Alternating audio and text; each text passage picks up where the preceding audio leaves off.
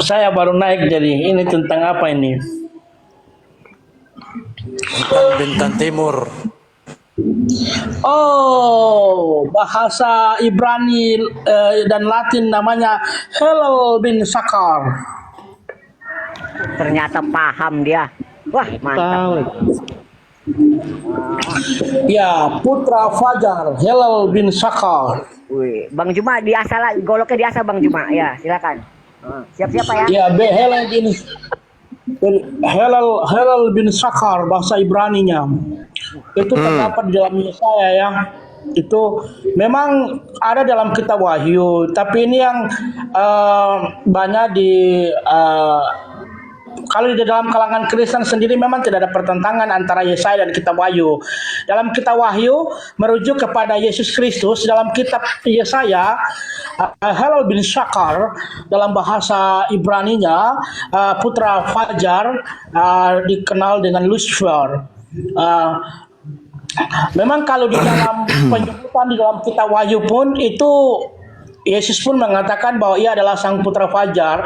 Lalu kemudian bagaimana kaitan hubungan antara Hillel bin Sakar ini antara putra Fajar yang dimaksudkan iblis di dalam kitab Yesaya dan bagaimana ditarik dalam kitab Wahyu Hillel bin Sakar putra Fajar juga. Jadi begini. Ini sebenarnya harus dipisahkan antara perjanjian dalam konteks perjanjian lama yang di dalam kitab Yesaya yang dimaksud putra Fajar yakni iblis telah jatuh dan kemudian konteks di dalam kitab Wahyu. Kitab Wahyu ini kan adalah kitab berbicara tentang nubuatan yang akan terjadi, sesuatu peristiwa yang akan terjadi. Jadi penyebutan putra sekalipun sama menyebut kata putra Fajar atau Hillel bin Sakar, tetapi dua hal yang berbeda yang ada di dalam kitab Wahyu merujuk kepada Yesus. Sedangkan putra sang Fajar yang dimaksud dalam kitab Yesaya adalah Lucifer, iblis yang dijatuh, yang dibuang, yang telah jatuh dan dibuang ketika ia memberontak di dalam kerajaan Allah. Jadi dua hal yang berbeda. Hillel bin Sakar yang dalam kitab Yesaya dengan Hillel bin Sakar dalam kitab Wahyu. Mungkin demikian. Oke, baik. Saya mengawalinya supaya penjelasan Anda itu benar-benar otentik ya dengan keadaan yang sesungguhnya. Tolong jawab pertanyaan saya. Pada saat Yesus mengajar kurang lebih 3 tahun di tengah-tengah Bani Israel, apakah Yesus pernah mengaku bintang timur? Silakan.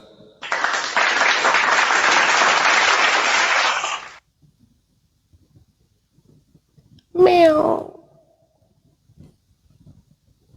Meow. Meow. Meow.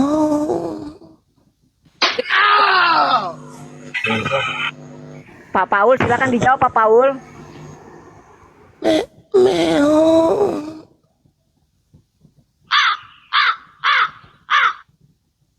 Meow. Nggak panjang saya lihat ini. Baru satu pertanyaan udah gimana? Yesus tidak pernah, selama dia ada, dia tidak pernah mengatakan bahwa Hillel bin Sakar. Terima kasih.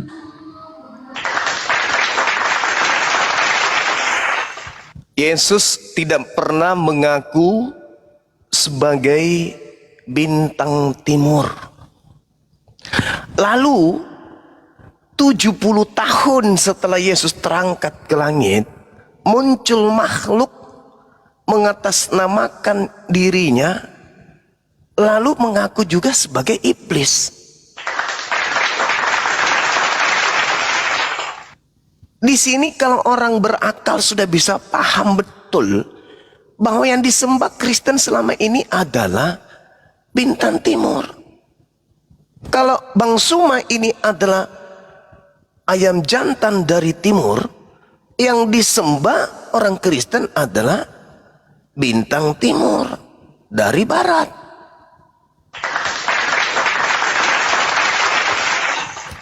Di sinilah letaknya ya. Di sinilah letaknya kemudian kenapa Al-Quran itu selalu minta umat Islam itu afala tatafakkarun, afala taqilun. Karena kapan kita menghilangkan akal, cumi-cumi hamil 3 bulan pun bisa disembah. Apalagi makhluk yang nyata-nyata memiliki malaikat-malaikat, di mana malaikat yang dimaksud di sini adalah pasukan-pasukan di bumi yang memiliki jemaat-jemaat untuk menyesatkan banyak orang. Malaikat-malaikat inilah pendeta-pendeta dan pastor-pastor penatua dan seterusnya. Mereka adalah perpanjangan tangan dari Lucifer. Mereka perpanjangan tangan dari Halal bin Zakar, bintang timur yang ingin menyamai Tuhan, bintang timur yang ingin kemudian menyaingi Sang Maha Tinggi. Makanya Yesus mengatakan apa? Waspadalah kepada Yesus palsu yang datang kepadamu akan menyesatkan orang-orang pilihan juga. Matius 24 nomor 24. Alhasil 20 tahun setelah dia naik, datanglah bin Zakar kemudian mengaku kepada Paulus, akulah Yesus, manusia dari Nazaret yang kau aniaya. Nih tolong. Kalau saudara lulusan STT, tolong jujur lepaskan kemudian sendi-sendi yang menyebabkan Anda tergadai kepada Lucifer. Hilal bin Zakar itu sudah memiliki misi. Ketika dia dibuang ke bumi, dia mengatakan akan menyesatkan banyak orang. Nah, terbuktikan. Yesus datang, dia guru, dia sumber, dialah yang punya hak, dia punya otoritas tertinggi sebagai penyampai firman Tuhan di tengah-tengah Bani Israel. Dia yang punya wewenang untuk mengatakan dirinya siapa. Dan ternyata tidak pernah sekalipun Yesus mengaku akulah bintang timur.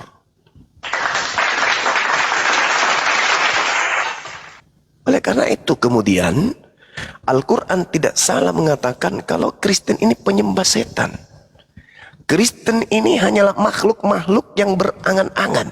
Ya'iduhum wa yumannihim wa ma ya'iduhumus syaitan illa gurura. Setan memberikan janji kepada mereka. Bintang timur membangkitkan angan-angan kosong mereka. Padahal sang Lucifer itu hanya menjanjikan tipuan belaka kepada mereka. Apa buktinya tipuan? Apa buktinya tipuan? Melalui tangan Paulus orang yang tidak jelas ini, orang Kristen menerima 13 buku. Pertanyaannya kemudian, siapa Paulus ini? Siapa Paulus ini? Apakah dia makhluk yang keluar dari rahim Lucifer? Tidak dikenal siapa bapaknya, tidak dikenal siapa mamanya. Tiba-tiba muncul mengaku murid dari Gamaliel, mengaku dari Benyamin, tapi tak jelas siapa dia ini. Oleh karena itulah saudara, kalau tidak ada pengakuan Yesus sebagai bintang timur, lalu apa dasar Anda mengatakan bahwasanya yang datang kepada penulis Pulau Patmos itu adalah anak Maria? Apa dasar pijakannya? Yang mana yang lebih tahu, Yesus tentang dirinya atau Anda tentang Yesus? Tinggi mana ilmunya kira-kira? Anda kah atau Yesus sendiri? Silakan. Baik, begini. Kata bin yang tadi saya katakan Halal bin Zakar itu di dalam saya lupa itu di dalam Al-Quran juga ada kata Halal dalam Al-Quran, tapi saya lupa penyebutannya. Itu makanya lihat kubah masjidnya itu ada bintang, ada apa namanya bentuk bulan sabit yang berbentuk bulan sabit itu di apa namanya setiap kubah itu di dalam itu Al-Quran sendiri pun dalam bahasa Arab pun itu Hilal itu juga bintang juga sebenarnya penyebutannya. Tapi penyebutannya Hilal dalam bahasa Arab itu saya tidak saya lupa. Mungkin ada yang tahu silakan. Jadi jelas itu juga merujuk kepada bintang. La haula wa la quwata illa billah. Al-Quranul Karim kemudian ketika berbicara mengenai bulan, berbicara mengenai matahari, itu berbicara terkait dengan waktu, bukan terkait dengan penyembahan. Dan kita siapapun, Islam, Kristen, ateis sekalipun, menyadari bahwasanya bulan itu adalah penentu. Hari itu, matahari itu adalah penentu waktu. Apa yang diterangkan Al-Quran itu berkesesuaian dengan sains, dan itu kita gunakan pada hari ini. Jadi tidak ada hubungannya. Tidak ada hubungannya. Contoh misalnya di dalam Al-Quranul Karim surah Yunus. Kita baca di dalam surah Yunus ayat, saya lupa ayat keberapa teman-teman, tolong nanti disampaikan ke kita. Bismillahirrahmanirrahim. Huwallazi ja'ala syamsa diya wal qamara nuran wa qaddarah manazila lita'lamu adadas sinina wal hisab. Ma khalaqallahu dzalika illa bil haqq yufassilul ayati liqaumin ya'lamun. Allah yang menciptakan matahari bersinar dan bulan bercahaya, dan dialah yang menetapkan tempat-tempat orbitnya agar kamu mengetahui bilangan tahun dan perhitungan waktu. Allah tidak menciptakan yang demikian itu melainkan dengan hak, dengan benar.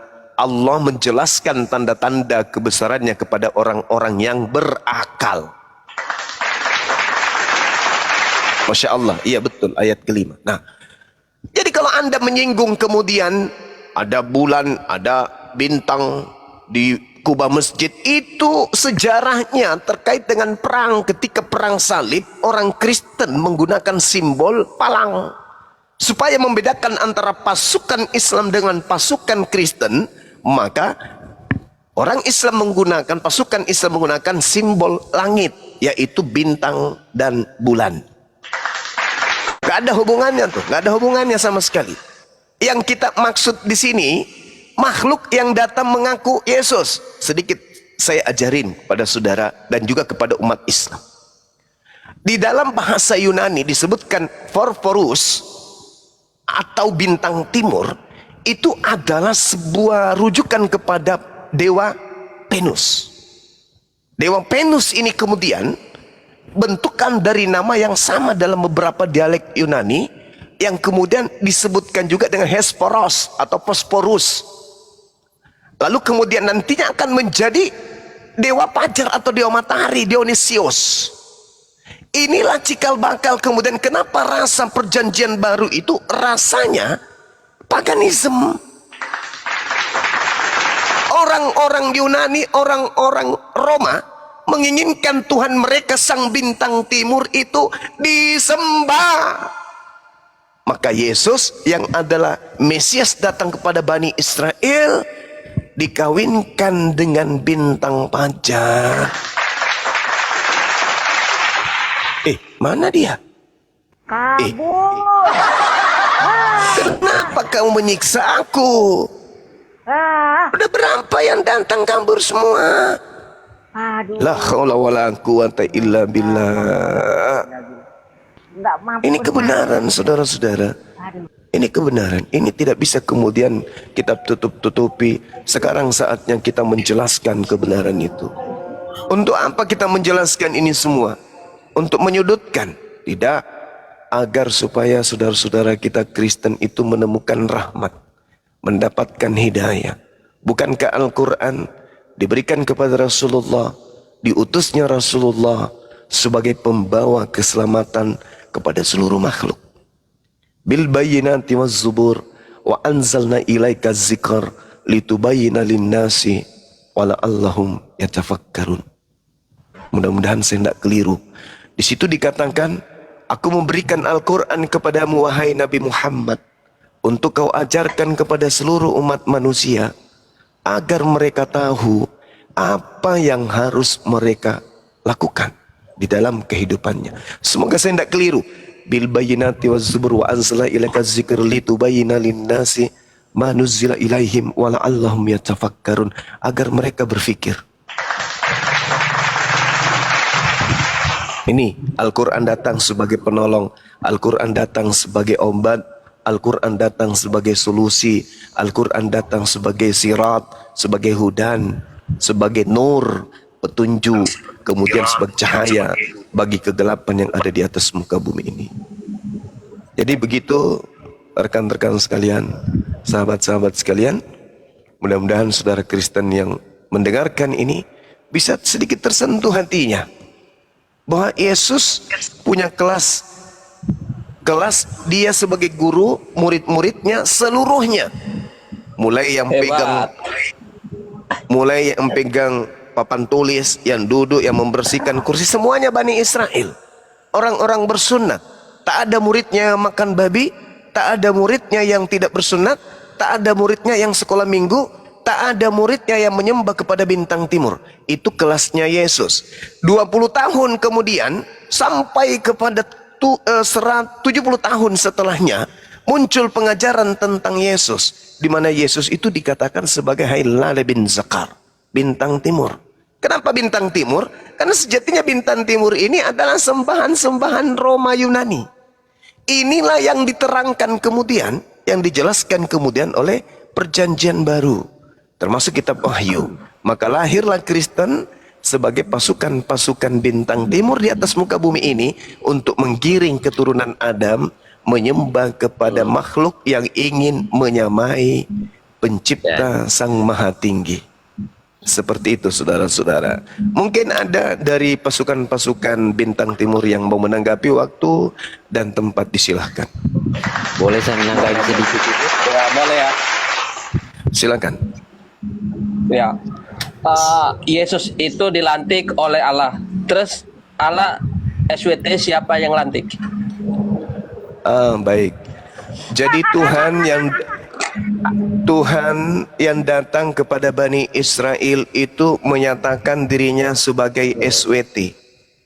Di dalam Alkitab diterangkan kemudian, Lucu kali nggak? ya kalau tidak ada ilmu, diam. Kita belajar sama-sama. Soalnya nggak masuk akal.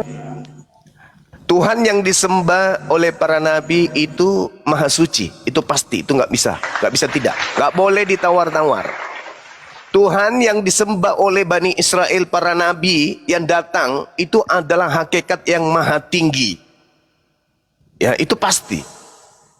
Maha tinggi, maha suci, dalam bahasa kita, dalam bahasa umat Islam, dalam Al-Quran disebutkan Subhanahu wa ta'ala. Memang betul yang disembah oleh orang Kristen itu tidak maha suci, tidak maha tinggi. Yesus tidak pernah dikatakan sebagai makhluk yang maha suci. Yesus tidak pernah diajarkan sebagai makhluk yang maha tinggi, nggak pernah. Apalagi sebagai Tuhan, Khalik, nggak pernah. Dan bintang timur yang datang kepada penulis Wahyu tidak pernah juga mengaku sebagai yang maha tinggi, tidak pernah juga diajarkan sebagai yang maha suci. Kenapa? Karena dia adalah Lucifer. Nah, saudara naik mengaku Yesus dilantik katanya, berarti Tuhanmu Anda akui dilantik. Nah, inilah bahayanya kalau percaya. Iya, silakan. Oke, boleh bertanya dulu. Intinya pertanyaan begini. Kalian Islam, kami Kristen. Ya. Kristen sama Islam, apa ributnya kalian? Kenapa dipermasalahkan Kristen terus? Apakah pernah Kristen menyinggung Islam itu? Jangankan Kristen, makhluk-makhluk di belakang. Dengar. Permasalahan apa kau? Tidak ada orang masalah agama di sini. Brengsek, bang kayak gitu main report. Tunggu. Ya, kenapa Pak? Saya wakili Kuruda. Gini, tunggu dulu Pak. Gue gini, tunggu semuanya. Gue masalahnya gini, kenapa sih kepanasan? Kalau mau Islam aja, mau Kristen aja, nggak usah sambil singgung gini. Sudah. Udah jalanin aja kehidupan lurus gimana lurusnya. Iya, kalau sudah bilang sudah. Sudah, nggak usah baku singgung-singgung begitu. Ini adalah hobi saya Pak. Hobi saya. Hobi sih di hobi, tapi hobi itu nggak boleh dibawa dalam agama Pak. Jangan nangis Pak. Hobi itu nggak boleh dibawa dalam Cengeng agama. kali kau. Cengeng macam apa kalian itu kayak begitu bicara? Sedikit lagi ya. Silakan Gurunda. Oke. Sedikit lagi. Saya katakan jangankan kalian yang nyata ini ya. Lucifernya aja kami lawan. Apalagi kalian. Kalian adalah manusia yang ditunggangi oleh pasukan Lucifer untuk kemudian mengajak orang-orang lain untuk menjadi pengikut. Agama Kristen itu adalah agama syiar. Agama Kristen itu adalah agama yang diperintahkan untuk diajarkan kepada seluruh makhluk, termasuk kepada umat Islam. Kami tidak mau. Siapa yang mau menyembah Lucifer? Nggak mau kami. Bukti bahwa kalian itu adalah agama yang menjadi titisan Lucifer. Mau tahu? Bible kalian itu masuk menusuk sampai ke jantung Islam. Kitab kalian sebut Alkitab, kalian sebut Tuhan kalian sebagai Allah. Nabi, Rasul, Roh, awal, akhir, masuk semua ke dalam kitab saudara. Apa tujuannya? Untuk supaya Lucifer mendapatkan banyak pengikut. Itu buktinya. Cara penyesatan itu kayak begitu. Merampas. Lucifer merampas hak kenabian Yesus. Lucifer merampas hak ketuhanan, posisi tahta Elohim. Dia ingin menyamai Tuhan. Begitu juga Lucifer yang muncul kemudian merampas ajaran-ajaran Tuhan yang ada dalam Al-Quran untuk digunakan sebagai alat penyesatan. Maka kami menahan itu. Jadi jangan Anda mengatakan kenapa Anda membahas Al-Quran, membahas Bible, Al-Quran membahas Kristen, Al-Quran juga membahas tentang Yesus. Anda mau apa? Ini kitab suci kami. Boleh Anda bantah. Al-Quran membahas Bible, Al-Quran membahas Kristen, Al-Quran membahas Yesus. Jadi mau kayak mana? Masa kalian melarang kami membahas Al-Quran kami? Nggak bisa. Nggak bisa. Contoh, dikatakan dalam Al-Quran yang saya katakan tadi kepada saudara-saudara yang ada di sini. Iyad'una min dunihi illa inatha wa iyad'una illa syaitanan marida. Yang mereka sembah selain Allah itu tidak lain adalah berhala, dan yang mereka sembah itu tidak lain adalah setan yang durhaka kepada Allah. Ini Al-Quran yang mengatakan itu. Jadi kami harus menjabarkan, menjelaskan, karena kami juga adalah agama tabligh, agama syiar. Kami harus menjelaskan bahwa yang disembah oleh Kristen itu adalah setan. Itu yang harus kami ajarkan. Silakan Anda juga mengajarkan bahwa yang Kristen sembah itu adalah Allah. Selesai bukan? Lalu kita kemudian bedah pakai tinta akademisi. Begitu bro. Jadi jangan kesurupan. Jangan kesurupan. Agama Kristen itu adalah perwakilan Lucifer untuk menjerat manusia masuk ke dalam neraka. Itu faktanya. Dan tidak ada satu manusia pun yang bisa membantai itu. Jangan di-mute dong. Timer dong. Begini Gurunda. Yuk timer yuk. Wakilnya Lucifer. Oi. Oke. Saya tanya sama Anda. Muhammad Pedofil. Coba lihat. Ayo kita timer dong. Coba lihat. Turunkan. Timer. Turunkan. Di mute. Turunkan. Setan kayak begitu jangan dibiarkan. Menghujat Rasulullah langsung diturunkan. Menghujat Allah langsung diturunkan. Tidak perlu. Kita nggak perlu.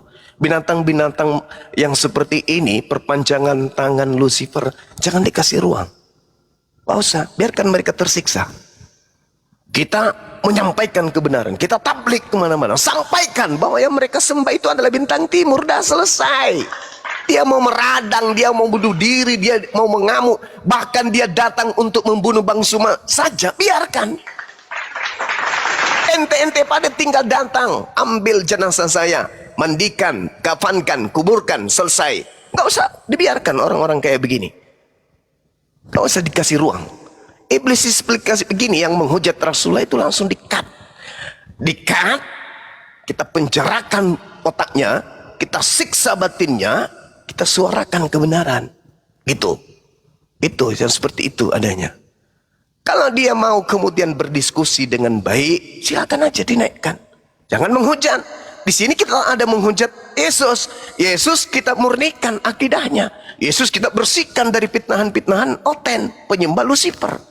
Bagaimana Bang Suma siang dan malam menyatakan Yesus itu memiliki kelas. Dia nabi, dia rasul, dia makhluk yang suci. Dia utusan Allah, pencipta alam semesta, mengutusnya kemudian sebagai laki-laki yang suci di tengah-tengah Bani Israel, mengajarkan hikmat Injil. Kita tidak pernah menghujat. Bukan Yesus yang diludahin, bukan Yesus yang ditampar, bukan Yesus yang ditumbuk mukanya, bukan Yesus yang ditelanjangin, bukan Yesus yang ditombak perutnya, bukan Yesus yang dikuburkan, bukan Yesus yang digantung di pohon dan dikatakan terkutuk oleh mereka. Saya mau Bukan. nanya dulu, siapa Bukan. yang disalib? Bukan. Tetapi mereka apa yang terjadi? Yang mereka lakukan kemudian adalah tidak. Yang ditampar dan yang diludahi, dan yang dibunuh, yang ditonjok mukanya, itu adalah Yesusku. Dia pingin kali Yesus itu terhina, direndahkan serendah-rendahnya. Kenapa? Karena pada diri mereka ada Lucifer. Di dalam diri mereka ada setan. Yang menguasai mereka setan. Nah itu, tahta yang mereka bangun itulah gereja-gereja. Itulah gereja-gereja tahta-tahta setan di atas muka bumi ini. Berani saya katakan itu karena itu berdasar Bible. Itu berdasar Bible. Oke, silakan Anda berbicara. Tapi jangan menghujat ya. Ya, Jangan menghujat. Silakan, saya mau silakan. nanya. Udah, siapa Ya, nama yang disalib pengganti Isa di kayu salib? Sebutkan namanya, di mana dalilnya? Kalau kau bisa, saya ikutin kamu dah. Mana dalilnya? Yang kamu bawa Al-Quran, Isa kita. menurut Al-Quran, Di surat mana? oke, Ya. sudah. Udah ya, Zulkifli. Ya, udah. Oke. Menurut Al-Quran tidak disebutkan nama yang menggantikan Nabi Isa alaihissalam. Tapi Al-Quran mengajarkan kami untuk belajar. Setelah kami belajar, ternyata perintah belajar ini menghasilkan hikmat yang sangat luar biasa. Yang disalib ternyata adalah Yudas. Ayo. Katanya Itu kita fakta. penyempurna. Itu Ya, bukan fakta. namanya. Peristiwa Itu besar fakta. itu katanya Itu fakta. diserupakan. Yang jadi korban itu siapa? Al-Quran Siapa tidak Al-Quran Masa tidak ada menyebutkan Al-Quran tidak menyebutkan nama ayah dari Katanya Nabi kita Muhammad. penyempurna. Al-Quran tidak menyebutkan nama ibu kandung yang melahirkan Nabi Muhammad. Al-Quran tidak menyebutkan nama-nama darah daging Rasulullah Muhammad sallallahu alaihi wasallam. Menandakan Al-Quran itu pedoman hukum. Al-Quran itu bukan buku Prambon seperti surat kabar yang menyelidiki siapa nama bapaknya, siapa nama ibunya. Itu adalah surat kabar. Tapi anehnya surat kabar ini tidak pernah tahu siapa nama bapaknya Paulus, siapa nama ibunya Paulus. Lucu ya. Siapa yang menggantikan Nabi Isa? Tidak diterangkan Al-Quran. Kenapa? Al-Quran bukan buku biografi.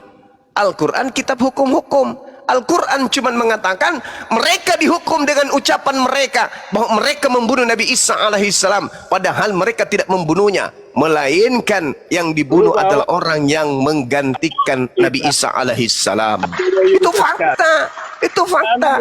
Ternyata setelah umat Islam diperintahkan untuk belajar, lahirlah buku-buku yang datang dari Barat yang dibawa oleh penjajah. Kita pelajari kemudian, oh ternyata yang menggantikan Nabi Isa berdasarkan surat kabar dari Barat ini, itu adalah manusia terkutuk, pengkhianat, pemakan suap, yang mati digantung di atas pohon. Dan secara tradisi catatan kaki Matius 27 nomor 5, ternyata Yudas. Selesai. Tak ada masalah. Tak ada masalah di situ.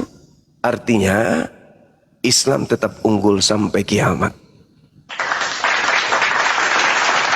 Saya kira begitu sahabat-sahabat sekalian. Di sini sudah hampir azan. Saya mohon izin, silakan dilanjutkan para dewan guru saya. Mohon maaf kalau ada kata atau ada putaran guru, ndak jangan turun dulu, saya buka. Saya nggak udah turun. saya buka Oke, silakan guruku yang saya hormati, silakan. Waduh, belum bisa buka kamera nih dengan akun ini ya. Saya membaca buku ya, Ini dulu dari untuk mumpun ini Ustadz Egel, mumpun Nggak merame nih. apa-apa. Teman-teman di bawah, tolong di follow akun Ustadz Tunggul nih. Iya. Mister ya. Silakan Ya, di follow teman-temannya. nanti kapan-kapan ya saya buktikan. Saya hanya ingin membuktikan bahwa apa yang dikatakan Gurunda Zuma Jadi adalah namanya benar itu ya. diambil dari Bible, Dari- Yudas Siska. Gantian bro, aku 1 jam nunggu kamu bicara loh, gantian ya, pakai adab. Jadi sedikit aja nih, apa yang dikatakan Gurunda Zuma, ternyata ada persatuan Yahudi, aku baca ini bukunya dalam bahasa Inggrisnya ya. Jadi di sini disebutkan, who is the morning star, Jesus or Satan? Siapakah bintang pagi itu? Yesus atau setan? Jadi diperbandingkan antara Yesaya 14 nomor 12 dengan kitab mimpi atau Wahyu 22 nomor 16. Jadi memang di sini disebutkan bahwa kebiasaan Kristen dari sejak berdirinya kitab Yahudi yang mereka marah ini sudah dicolong, kemudian konteksnya dipelintir, arti dan maknanya digeser-geser, dipelintir, serta ada tambahan-tambahan yang bukan dari aslinya. Jadi benar apa yang disebutkan Bang Zuma tadi, terbukti bahwa Morning Star itu adalah Lucifer. Lucifer disembah oleh orang-orang yang neneknya kiper. Standby lagi host. Saya mungkin tambahkan sedikit apa Pak Ustaz. Jadi begini, saya lihat memang teman-teman dari sebelah ini tidak paham dengan ajaran teologi Bible mereka sendiri. Yang saya jelaskan sedikit ya supaya mengerti. Jadi begini, Bible itu terdiri dari 2 penjelasan besar. Informasi-informasi dengan ajaran-ajaran. Dengan 3.125 nubuatan. Sementara posisi Lucifer atau bintang timur itu ada di Yesaya 14 ayat 12 dan ini jelas Bible sendiri menggenapinya dan sudah diterangkan itu. Jadi nubuatan tentang bintang timur itu di Yesaya 14:12 dan digenapi di 2 Petrus 1 ayat 19. Silakan Anda buka dan Anda lihat judul perikopnya di atas.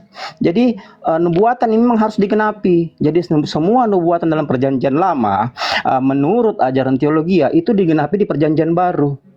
Dan kita perlu lihat histori sejarah bahwa bintang timur itu tidak ada 2 atau 3, tapi cuma ada 1 yang diceritakan dalam Bible. Sementara dalam Bible di Yesaya 14:12 itu adalah 1 bintang timur, bintang fajar atau bintang Venus itu digenapi di 2 Petrus 1 ayat 19. Lalu diteruskan dan disematkan di Wahyu 22 ayat 16 tersebut. Jadi kalau dikatakan bintang timur di Yesaya 14 dengan bintang timur di Wahyu berbeda, ini salah persepsi karena Bible tidak menjelaskan seperti itu. Memang betul perikopnya itu di Yesaya 14 itu judulnya itu ejekan terhadap Raja Babel yang mulai dari Kejadian 11 itu. Tapi perlu kita ketahui bahwa Yesaya 14:12 ini masuk daftar nubuatan yang harus digenapi di perjanjian baru. Dari 3.125 nubuatan dalam perjanjian lama itu harus digenapi di perjanjian baru, dan perjanjian barunya itu menggenapi di 2 Petrus 1 ayat 19 tentang bintang timur. Jadi apa yang dijelaskan Bang Suma itu betul. Itu tidak ada salahnya, bahwa ketika makna sebagai orang suci Yesus ini bergeser disematkan ke bintang timur yang ada Lucifer. Kalau kita lihat sendiri Lucifer ini adalah pimpinan paduan suara, malaikat pimpinan paduan suara di surga yang dibuang dari surga karena kesombongannya. Ini adalah Lucifer. Lux itu artinya cahaya dalam bahasa Latin, Cifer itu artinya pembawa, jadi pembawa cahaya. Jadi ketika Gurunda Suma menghubungkannya dengan Kisah Rasul 9 di mana Paulus bertemu katanya bertemu dengan Yesus, betul. Kenapa? Karena memang Lucifer itu pembawa cahaya dan tidak ada 2 atau 3 dalam Bible. Bible hanya menceritakan 1, dan nubuatan di Yesaya itu di 2 Petrus 1 ayat 19 itu yang perlu kita pahami bersama. Memang saya lihat pemahaman teman-teman Kristen ini dengan Bible-nya minim, maksud saya minim, karena memang mungkin mereka tidak pelajari begitu. Bahkan ketika berdebat saya lihat begitu informasi itu didudukkan dalam ajaran, dan ajaran didudukkan dalam informasi. Ya sebenarnya tidak bisa begitu. Ketika Bible kita kaji, kita harus mendudukkan informasi di informasi dan ajaran di ajaran. Jangan kita putar balik. Ajaran kita dudukkan informasi kita dudukkan di ajaran. Akibatnya berakibat fatal. Akhirnya menghujat. Nah, itu sudah berkali-kali saya jelaskan. Nah, kalau kita kaji bintang timur ini, ada Dewa Perforus atau mitologi Yunani, ini juga ada kaitannya memang dengan 25 Desember, dengan yang lain. Kenapa saya katakan seperti itu? Karena memang Bible itu baru dikanonikan tahun 364 di Konsili Laodikia itu, di mana Romawi punya otoritas penuh untuk merubah, mengkonsep ulang, bahkan menulis ulang Bible ini dan memasukkan mitologi-mitologi dewa mereka ke dalam Bible kanonik. Ini maksudnya seperti tadi yang dijelaskan Bang Suma, saya tidak usah jelaskan ulang lagi ya. Apa maksudnya ini? Memang maksudnya memang disiarkan begitu. Memang agama siar. Jadi seperti itu kira-kira. Nah, silakan dilanjut. Mantap Bang Gotu, saya banyak menimba ilmu juga dari Anda. Lanjut host, standby. Assalamualaikum warahmatullahi wabarakatuh. Waalaikumsalam warahmatullahi wabarakatuh. Waalaikumsalam warahmatullahi wabarakatuh. Untuk kawan-kawan semua minta tolong di aku ni, pololok ni akun ini nih. Karena apa? Yang satu dimatikan itu karena aku buka ensiklopedia Katolik. Ada tuh orang tua tuh 93 tahun men. Kawin dia sama budak kecil 12 tahun. 5 anak keluar dari situ jadi Tuhan yang satu. Jadi aku buka itu, aku dibantai mereka. Apalagi Bang Juma kan? Kalau Ustaz Juma habis lah. Kalau aku dah. Ya, jadi minta follow je aku di sini, minta follow je. Ya. Kedua, aku mau tahukan dulu. Oten Kristen di Indonesia ini itu ada dendam kepada Islam ni, ada kebencian yang mendarah daging gitu loh. Kenapa? Ya. Aku buka sejarah dikit je ni. Dulu pada zaman penjajah dulu, nenek datuk itu pengkhianat semua tu. Sikit je yang baik, tapi kebanyakannya pengkhianat. So kenapa? Aku bilang kan, dulunya jadi londo ireng, Belanda hitam bahasa Melayu kami, ya kan gitu. Nah, ada dendam. Lebih itu, tiba-tiba meningkat mereka ni. Tahun 90-an itu lebih 10%. Ya kan? Lebih kurang 10% tu meningkat. Ya, rupanya PK1 tragedi 65 itulah yang pindah ke Kristen. Makanya kebencian terus mereka, ada dendam gitu, ada dendam politik. Karena ajaran komunis dengan ajaran Oten ini lebih kurang 11-12. Licik, berdusta, memfitnah, menghujat. Nah, itu ajarannya. Kan gitu. Adu domba, ya. Nah, seperti itu. Jadi ndak aneh buat aku karena ajaran mereka tuh ndak akan sempurna. Ajaran mereka ndak licik, menipu, berdusta, memfitnah. Itu satu ajaran mereka, keutamaan ajaran mereka itu. Maka kebencian terus. Jadi ajaran kasih itu slogan aja. Slogan yang mereka buat ya pada abad ke-19 akhir, setelah mereka jadi pecundang semua di negeri-negeri jajahan mereka, jadi pecundang semua tuh hotel-hotel, baru bikin ajaran kasih, ajaran itu baru dibikin mereka tuh baru, ya kan? Makanya Herbert Lucy dalam buku di Amerika itu, ajaran kasih itu hanya kedok untuk menutupi kebiadaban Kristen masa lalu dan hari ini. Oke, makasih ya. Lanjut, makasih kawan-kawan. Udah follow, yang udah follow, yang jomblo segera dapat jodoh ya. Yang jomblo segera dapat jodoh, cepat, murah rezeki. Akun mati bikin lagi, jangan panik. Lanjut terus. Jangan panik. Lanjut. Ya, kawan-kawan, maaf ya, pada aku pun dah masuk Johor, aku mundur loh sebentar. Aku keluar. Makasih kawan-kawan semua ya. Yang udah follow, yang jomblo segera dapat jodoh, yang udah dapat jodoh bisa nambah-nambah lah. nambah manas gitu, nambah manas Oten. Makasih kawan-kawan ya. Ustaz Unggul, Ustaz Juma, semua kawan-kawan semua sini ya. Ustaz Dalbo, Ana pamit langsung nih. Assalamualaikum warahmatullahi wabarakatuh. Karena udah masuk Johor padaku. Assalamualaikum warahmatullahi wabarakatuh. Jadi saya lanjut ini Bang Henlot, sedikit sejarah, mungkin saya edukasi sedikit sambil nunggu-nunggu Bang Suma selesai sholat. Jadi apa yang dikatakan Bang Henlot ini ada betulnya juga. Jadi begini, saya tarik sejarah sedikit ya. Jadi begini, tahun 1494 itu ada perjanjian yang dicetus oleh Paus Alexander ke-6 tentang perjanjian Tordesillas itu. Jadi begini, jadi perjanjian Tordesillas itu melibatkan 4 negara. Yang pertama itu Portugis, Spanyol, terus Belanda dan Inggris. Jadi di sini awal mula penyiaran agama itu. Jadi setelah dicetus oleh Kepausan Alexander, ini dirapatkan dalam sidang besar dan yang akhirnya dikenal dengan nama Perjanjian Tordesillas tersebut, di mana Portugis dan Spanyol itu diberikan wilayah masing-masing untuk menyebarkan agama. Lahirlah tiga istilah atau 3G, Gold, Glory, Gospel. Mungkin sudah ada yang pernah dengar ya. Ini awal mula penyiaran agama Kristen Katolik di seluruh dunia sebelum lahirnya Protestan tahun 1517.